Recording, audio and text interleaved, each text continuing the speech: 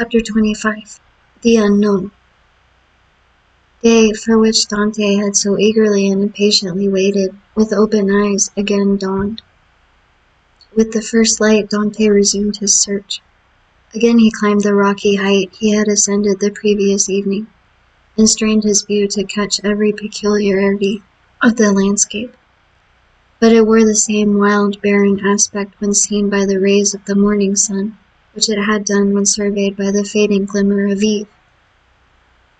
Descending into the grotto, he lifted the stone, filled his pockets with gems, put the box together as well and securely as he could, sprinkled fresh sand over the spot from which it had been taken, and then carefully trod down to the earth to give it everywhere a uniform appearance. Then, quitting the grotto, he replaced the stone, heaping on it broken masses of rocks and rough fragments of crumbling granite, filled the interstices with earth, into which he deftly inserted rapidly growing plants, such as the wild myrtle and flowering thorn. Then, carefully watering these new plantations, he scrupulously effaced every trace of footsteps, leaving the approach to the cavern as savage-looking and untrodden as he found it. This done, he impatiently awaited the return of his companions. To wait at Monte Cristo for the purpose of watching like a dragon over the most incalculable riches that had thus fallen into his possession, satisfied not the cravings of his heart, which yearned to return to dwell among mankind, and to assume the rank, power, and influence which are always accorded to wealth. That first and greatest of all the forces within the grasp of man. On the 6th day the smugglers returned. From a distance Dante recognized the rig and handling of Lejeune Amelie, and dragging himself with affected difficulty towards the landing place, he met his companions, with an assurance that, although considerably better than when they quitted him, he still suffered acutely from his late accident. He then inquired how they had fared in their trip. To this question the smugglers replied that, although successful in landing their cargo in safety, they had scarcely done so when they received intelligence that a guard ship had just quitted the port of Toulon and was crowding all sail towards them. This obliged them to make all the speed they could to evade the enemy, when they could but lament the absence of Dante, whose superior skill in the management of a vessel would have availed them so materially. In fact, the pursuing vessel had almost overtaken them when, fortunately, night came on, and enabled them to double the Cape of Corsica, and so elude all further pursuit. Upon the whole, however, the trip had been sufficiently successful to satisfy all concerned, while the crew, and particularly Jacopo, expressed great regrets that Dante had not been an equal sharer with themselves in the profits, which amounted to no less a sum than 50 piastres each. Edmund preserved the most admirable self-command, not suffering the faintest indication of a smile to escape him at the enumeration of all the benefits he would have reaped had he been able to quit the island. But as Lejeune Amelie had merely come to Monte Cristo to fetch him away, he embarked that same evening, and proceeded with the captain to Leghorn. Arrived at Leghorn, he repaired to the house of a Jew, a dealer in precious stones, to whom he had disposed of 4 of his smallest diamonds for 5,000 francs each. Dante half feared that such valuable jewels in the hands of a poor sailor like himself might excite suspicion, but the cunning purchaser asked no troublesome questions concerning a bargain, by which he gained a round profit of at least 80%. The following day Dante presented Jacopo with an entirely new vessel, accompanying the gift by a donation of 100 piastres, that he might provide himself with a suitable crew and other requisites for his outfit, upon condition that he would go at once to Marseille for the purpose of inquiring after an old man named Louis Dante, residing in the Allée des Melhan, and also a young woman called Mercedes, an inhabitant of the Catalan village. Jacopo could scarcely believe his senses at receiving this magnificent present, which Dante hastened to account for by saying that he had merely been a sailor, from whim and a desire to spite his family, who did not allow him as much money as he liked to spend, but that on his arrival at Leghorn he had come into possession of a large fortune, left him by an uncle, whose sole heir he was. The superior education of Dante gave an air of such extreme probability to this statement that it never once occurred to Jacopo to doubt its accuracy. The term for which Edmund had engaged to serve on board Le Jeune Amélie having expired, Dante took leave of the captain, who at first tried all his powers of persuasion to induce him to remain as one of the crew, but having been told the history of the legacy, he ceased to importune him further. The following morning Jacopo set sail for Marseille, with directions from Dante to join him at the island of Monte Cristo. Having seen Jacopo fairly out of the harbor, Dante proceeded to make his final adieus on board La Jeune Amélie, distributing so liberal a gratuity among her crew as to secure for him the good wishes of all, and expressions of cordial interest in all that concerned him. To the captain he promised to write when he had made up his mind as to his future plans. Then Dante departed for Genoa. At the moment of his arrival, a small yacht was under trial in the bay. This yacht had been built by order of an Englishman, who, having heard that the Genoese excelled all other builders along the shores of the Mediterranean in the construction of fast-sailing vessels, was desirous of possessing a specimen of their skill. The price agreed upon between the Englishman and the Genoese builder was 40,000 francs. Dante, struck with the beauty and capability of the little vessel, applied to its owner to transfer it to him, offering 60,000 francs, upon condition that he should be allowed to take immediate possession. The proposal was too advantageous to be refused, the more so as the person for whom the yacht was intended had gone upon a tour through Switzerland, and was not expected back in less than 3 weeks or a month, by which time the builder reckoned upon being able to complete another. A bargain was therefore struck. Dante led the owner of the yacht to the dwelling of the Jew, retired with the latter for a few minutes to a small back parlor, and upon the return the Jew counted out to the shipbuilder the sum of 60,000 francs in bright gold pieces. The delighted builder then offered his services in providing a suitable crew for the little vessel, but this Dante declined with many thanks, saying he was accustomed to cruise about quite alone, and his principal pleasure consisted in managing his yacht himself. The only thing the builder could oblige him in would be to contrive a sort of secret closet in the cabinet at his bed's head, the closet to contain 3 divisions, so constructed as to be concealed from all but himself. The builder cheerfully undertook the commission, and promised to have these secret places completed by the next day, Dante furnishing the dimensions and plan in accordance with which they were to be constructed. 2 hours afterward, Dante sailed from the port of Genoa, under the inspection of an immense crowd drawn together by curiosity to see the rich Spanish nobleman who preferred managing his own yacht. But their wonder was soon changed to admiration at seeing the perfect skill with which Dante handled the helm. The boat indeed seemed to be animated with the most human intelligence. So promptly did it obey the slightest touch, and Dante required but a short trial of his beautiful craft to acknowledge that the Genoese had not without reason attained their high reputation in the art of shipbuilding. The spectators followed the little vessel with their eyes as long as it remained visible. Then they turned their conjectures upon her probable destination.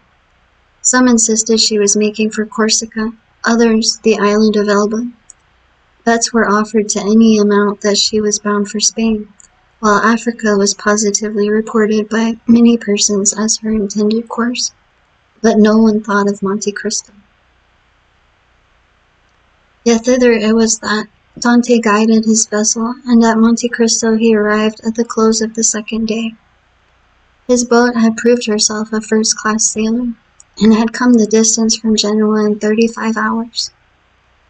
Dante had carefully noted the general appearance of the shore, and instead of landing at the usual place, he dropped anchor in the little creek. The island was utterly deserted, and bore no evidence of having been visited since he went away. His treasure was just as he left it. Early on the following morning he commenced the removal of his riches, and ere nightfall the whole of his immense wealth was safely deposited in the compartments of the secret locker. A week passed by. Dante employed it in maneuvering his yacht round the island, steadying it as skillful horsemen would the animal he destined for some important service, till at the end of that time he perfectly conversant with its good and bad qualities. The former Dante proposed to augment, the latter to remedy. Upon the 8th day he discerned a small vessel under full sail approaching Monte Cristo. As it drew near, he recognized it as the boat he had given to Jacopo. He immediately signaled it. His signal was returned, and in 2 hours afterward, the newcomer lay at anchor beside the yacht. A mournful answer awaited each of Edmund's eager inquiries as to the information Jacopo had obtained. Old Dante was dead, and Mercedes had disappeared. Dante listened to these melancholy tidings with outward calmness, but leaping lightly ashore, he signified his desire to be quite alone. In a couple of hours he returned. 2 of the men from Jacopo's boat came on board the yacht to assist in navigating it, and he gave orders that she should be steered direct to Marseille. For his father's death he was in some manner prepared, but he knew not how to account for the mysterious disappearance of Mercedes. Without divulging his secret, Dante could not give sufficiently clear instructions to an agent. There were, besides, other particulars he was desirous of ascertaining, and those were of a nature he alone could investigate in a manner satisfactory to himself. His looking-glass had assured him during his stay at Leghorn that he ran no risk of recognition. Moreover, he had now the means of adopting any disguise he thought proper. One fine morning, then, his yacht, followed by the little fishing boat, boldly entered the port of Marseille, and anchored exactly opposite the spot from whence, on the never-to-be-forgotten night of his departure for the Château d'If, he had been put on board the boat destined to convey him thither. Still Dante could not view without a shudder the approach of a gendarme, who accompanied the officers deputed to demand his bill of health ere the yacht was permitted to hold communication with the shore. But with that perfect self-possession he had acquired during his acquaintance with Feria, Dante coolly presented an English passport he had obtained from Leghorn, and as this gave him a standing which a French passport would not have afforded, he was informed that there existed no obstacle to his immediate debarkation. The first person to attract the attention of Dante as he landed on the Canberra was one of the crew belonging to the Pharaoh. Edmund welcomed the meeting with this fellow, who had been one of his own sailors, as a sure means of testing the extent of the change which time had worked on his own appearance. Going straight towards him, he propounded a variety of questions on different subjects, carefully watching the man's countenance as he did so. But not a word or look implied that he had the slightest idea of ever having seen before the person with whom he was then conversing.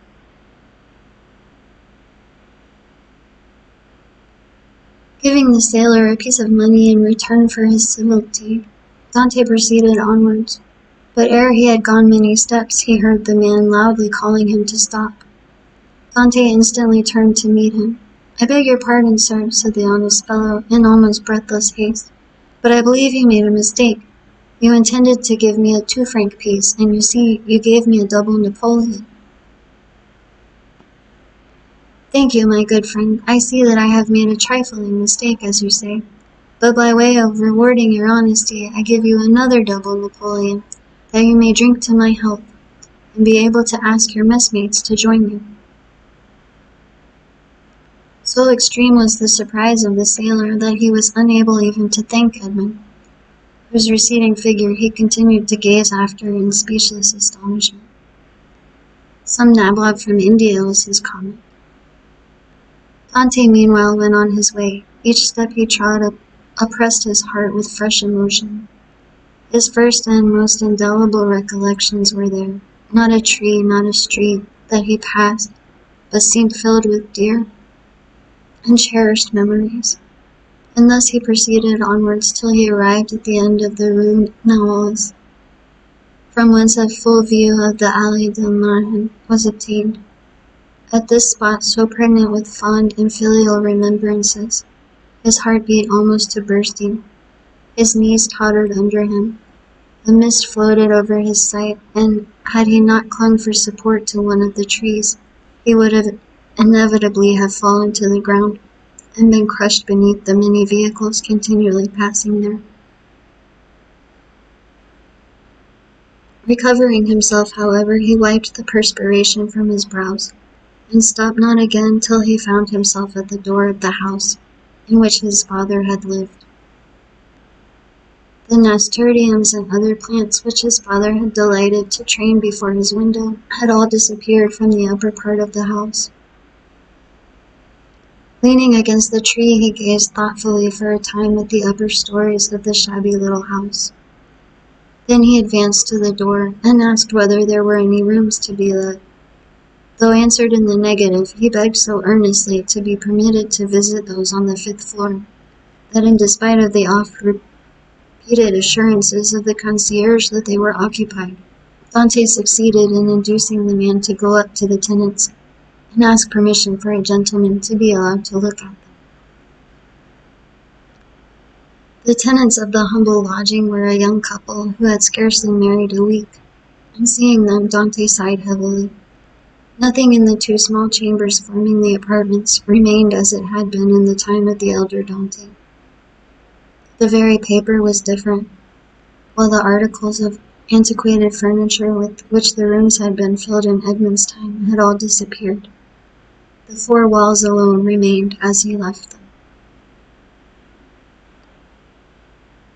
The bed belonging to the present occupants was placed as the former owner of the chamber had been accustomed to have his, and in spite of his efforts to prevent it, the eyes of Edmund were suffused in tears as he reflected that on that spot the old man had breathed his last, vainly calling for his son.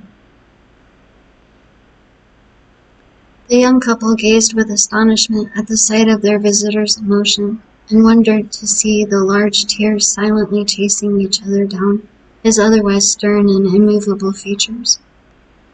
But they felt the sacredness of his grief, and kindly refrained from questioning him as to his cause, while with instinctive delicacy they left him to indulge his sorrow alone.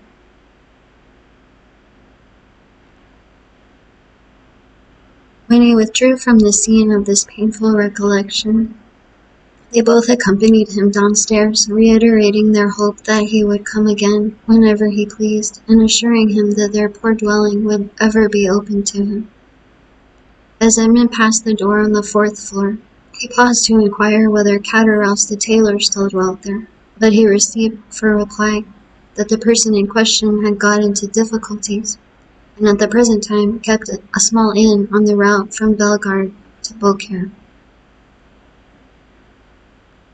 Having obtained the address of the person to whom the house in the Allée de Marne belonged, Dante next proceeded thither, and under the name of Lord Wilmore, the name and title inscribed on his passport, purchased the small dwelling for the sum of 25,000 francs, at least 10,000 more than it was worth, but had its owner asked 500,000, it would unhesitatingly have been given. The very same day, the occupants of the apartments on the 5th floor of the house, now became the property of Dante, were duly informed by the notary who had arranged the necessary transfers of deeds, that the new landlord gave them their choice of any of the rooms in the house, without the least augmentation of rent, upon condition of their giving instant possession of the 2 small chambers they at present inhabited. This strange event aroused great wonder and curiosity in the neighborhood of the Allée del Melhan, and a multitude of theories were afloat, none of which was anywhere near the truth. But what raised public astonishment to a climax and set all conjecture at defiance was the knowledge that the same stranger who had in the morning visited the Allée del Melhan had been seen in the evening walking in the little village of the Catalans, and afterward observed to enter a poor fisherman's hut, and to pass more than an hour in inquiring after persons who had either been dead or gone away for more than 15 or 16 years. But on the following day the family from whom all these particulars had been asked received a handsome present, consisting of an entirely new fishing boat, with 2 signs and a tender. But the delighted recipients of these munificent gifts would gladly have poured out their thanks to the generous benefactor, but they had seen him, upon quitting the hut, merely give some orders to a sailor, and then springing lightly on horseback, leave Marseille by the port